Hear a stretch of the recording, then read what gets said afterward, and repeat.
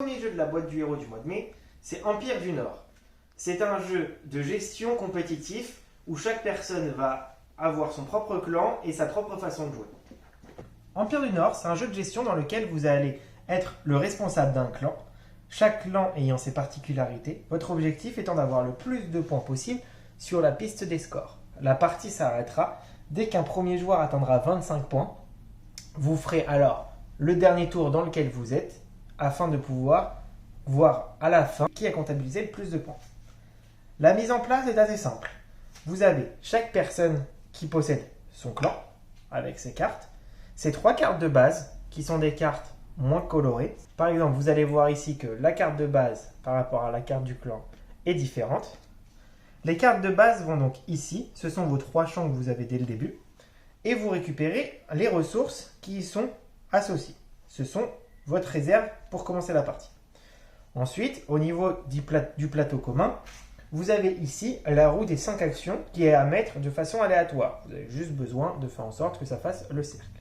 Vous avez aussi ici toute la partie îles. Donc vous avez les îles proches et les îles lointaines pour lesquelles vous en retournez les deux. On expliquera à quoi elles correspondent un peu plus tard.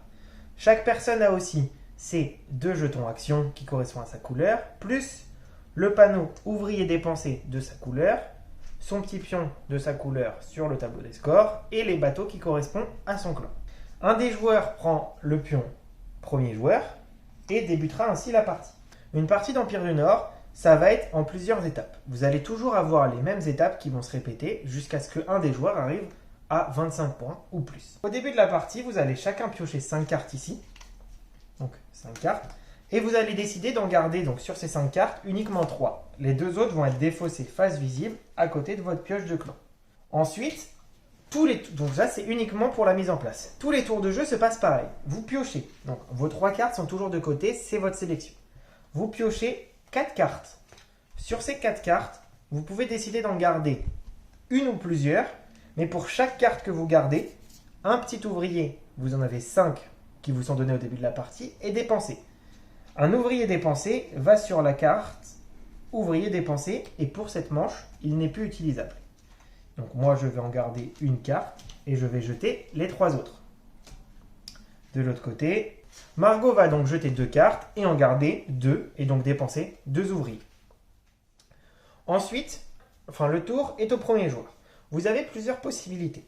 Vous avez 2 jetons actions qui vous permettent de sélectionner une des actions présentes ici sur la roue. Les actions possibles sont les suivantes. Récolter.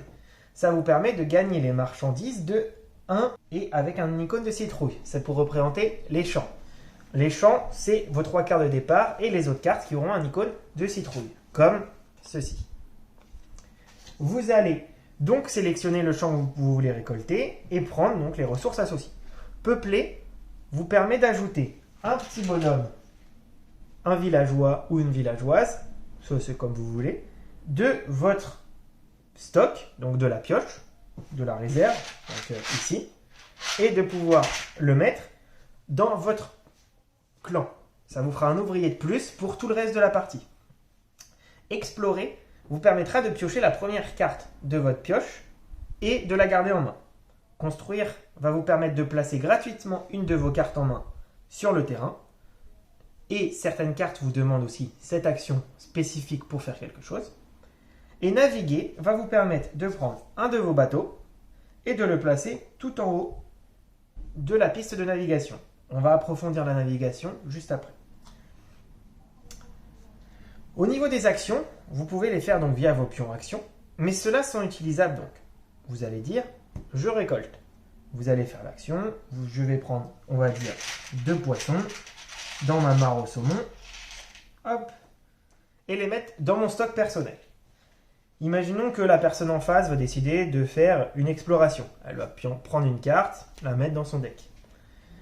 Moi, de mon côté, si j'ai des pommes, ce qui n'est pas le cas ici, j'ai la possibilité de pouvoir utiliser une pomme pour déplacer mon pion à gauche ou à droite de celui où je l'ai mis et de le retourner pour dire il est épuisé, on ne peut plus l'utiliser et faire l'action où je m'arrête.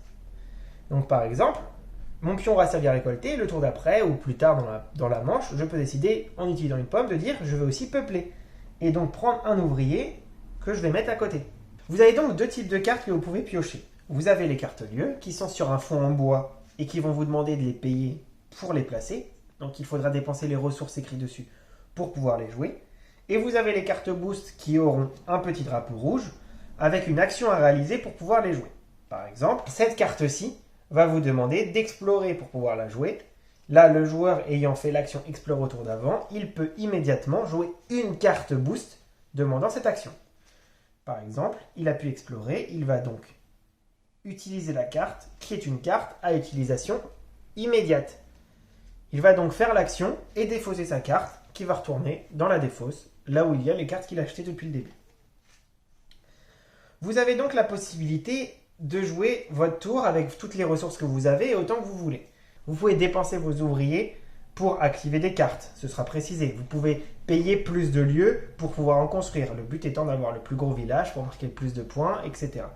Chaque clan a ses différentes spécificités et va vous demander donc un peu de temps d'étude, de compréhension et d'apprentissage pour savoir qui fait quoi, comment jouer contre.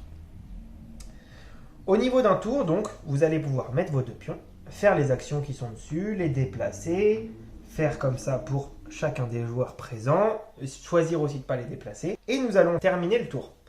Arrive un moment où quelqu'un va dire « Je n'ai plus d'action à faire, je passe mon tour ». Les autres joueurs peuvent continuer à jouer, mais une fois qu'ils sont tous décidés de passer, le tour s'arrête. Une fois que le tour est arrêté, il y a plusieurs choses à faire. Il faut résoudre la partie navigation. Là, imaginons que dans ce tour, nos deux joueurs sont partis naviguer. Ils ont tous les deux mis un bateau. Naviguer, à quoi ça correspond? Vous avez deux types d'îles. Vous avez les îles proches et les îles lointaines. Pour accéder aux îles proches, vous n'avez rien besoin d'autre que de votre bateau.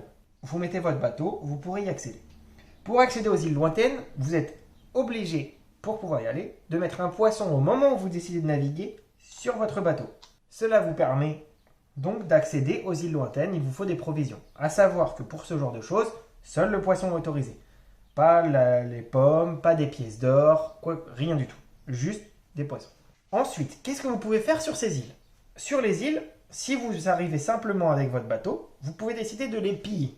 Vous avez une action ici, piller pour gagner, et vous gagnez immédiatement les ressources et l'île est défaussée. Vous avez aussi la possibilité de payer une hache pour la conquérir. Une hache, c'est une ressource que vous pourrez fabriquer au fur et à mesure de la partie et qui vous permettra donc de faire ce genre d'action. Une hache vous permet de voler une île et de la mettre dans votre clan comme si c'était un territoire que vous possédez. Il faut bien évidemment mettre la hache, c'est comme le poisson, directement sur le bateau quand vous faites l'action naviguer. Vous ne pouvez pas après coup, sauf carte spéciale vous l'indiquant, mettre une hache sur un bateau ou faire quoi que ce soit sur ces bateaux. Une fois qu'ils sont partis de votre clan et qu'ils sont partis naviguer, vous ne pourrez plus rien y faire. Donc l'ordre des tours se résout par le joueur le plus haut, qui va donc ici dépenser ses deux ressources, récupérer son bateau et prendre par exemple cette île et les deux petites ressources qui sont en dessous parce qu'il l'a conquis et non pas pillé. Le joueur suivant dans la lignée va avoir la possibilité donc là uniquement de piller une des deux îles et donc il va sélectionner celle-ci, la piller, gagner un poisson, une pomme et les étoiles sont des points de victoire. Il aura donc un poisson, une pomme et un point de victoire. Une fois à la fin du tour, vous récupérez tous vos pions, action. Vous récupérez tous les ouvriers qui étaient dépensés sur le côté, pas les ouvriers assignés. Il y a bien une grande différence à avoir, c'est dans le vocabulaire sur ce jeu. Vous avez à la fin des règles glossaire, mot-clé qui vous permettra de suivre et être capable de comprendre les subtilités du jeu. Mais par exemple, une subtilité importante, assigner, veut dire que votre pion, vos ressources, vos personnages, quoi que vous assignez, est bloqué jusqu'à ce qu'il y ait une carte qui vous dise de le récupérer. Sinon, vous récupérez donc vos ouvriers, vos pions, on remet des cartes îles sur les îles qui sont maintenant vides, et on recommence la phase depuis le début si nous ne sommes pas arrivés à 25 points. C'est-à-dire, les joueurs vont récupérer à nouveau 4 cartes, décider oui ou non d'utiliser leurs ouvriers, et ainsi de suite jusqu'à ce que la partie s'arrête. À la fin de la partie, quand un joueur est arrivé à 25 points, vous finissez la manche en cours, donc quand tout le monde a passé, la partie s'arrête, et vous comptez les points. Le gagnant est celui qui sera arrivé le plus loin, et pas le premier arrivé à 25. Des points s'ajoutent donc à votre score actuel. Vous ajoutez à ce score 1 point par carte de votre empire. Ici, 6 cartes construites, 6 cartes, 6 points. Ici, on peut voir qu'elle a construit 6 cartes, mais a conquis une île en plus. Une île vaut comme une carte de votre empire. Vous aurez donc, ici, la personne aura donc 7 points. Ensuite, vous avez la possibilité de gagner des points par ressource qu'il vous reste. Chaque paire de ressources vous rapportera elle aussi un point. Vous aurez aussi un point par pièce d'or, qui ne sont pas comptés comme des ressources. Une fois que vous avez additionné tous ces points, vous aurez votre score final et celui qui sera le plus loin sur la piste de score aura gagné.